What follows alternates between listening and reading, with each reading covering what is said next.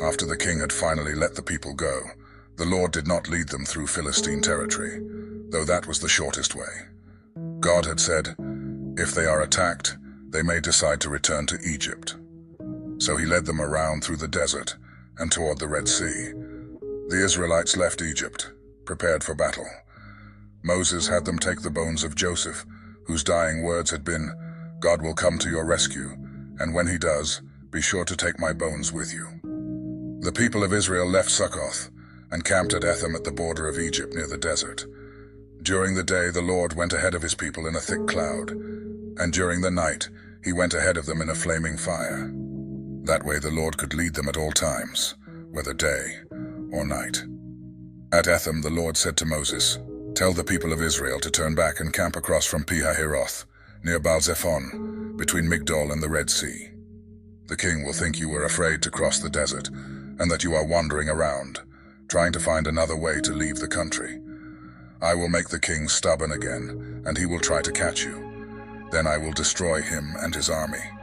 People everywhere will praise me for my victory, and the Egyptians will know that I really am the Lord. The Israelites obeyed the Lord and camped where he told them. When the king of Egypt heard that the Israelites had finally left, he and his officials changed their minds and said, look what we have done. We let them get away, and they will no longer be our slaves. The king got his war chariot and army ready. He commanded his officers in charge of his 600 best chariots and all his other chariots to start after the Israelites. The Lord made the king so stubborn that he went after them, while the Israelites proudly went on their way. But the king's horses and chariots and soldiers caught up with them while they were camping by the Red Sea, near Pi-hahiroth and Baal-zephon. When the Israelites saw the king coming with his army, they were frightened and begged the Lord for help. They also complained to Moses, wasn't there enough room in Egypt to bury us? Is that why you brought us out here to die in the desert? Why did you bring us out of Egypt anyway? While we were there, didn't we tell you to leave us alone? We'd rather be slaves in Egypt than die in this desert. But Moses answered, don't be afraid, be brave, and you will see the Lord save you today. These Egyptians will never bother you again. The Lord will fight for you and you won't have to do a thing. The Lord said to Moses, why do you keep calling out to me for help? Tell the Israelites to move forward, then hold your walking stick over the sea.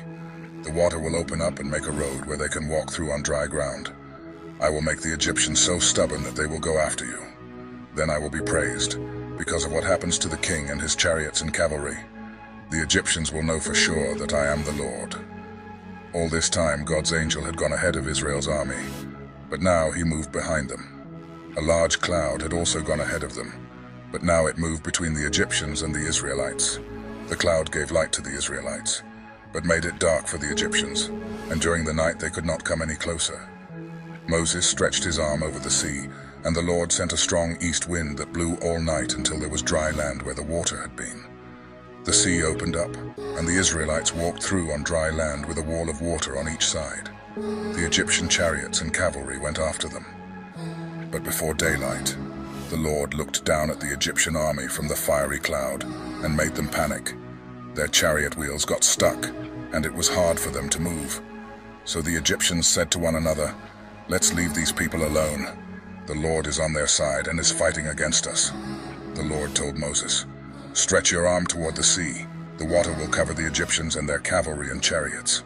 Moses stretched out his arm, and at daybreak the water rushed toward the Egyptians.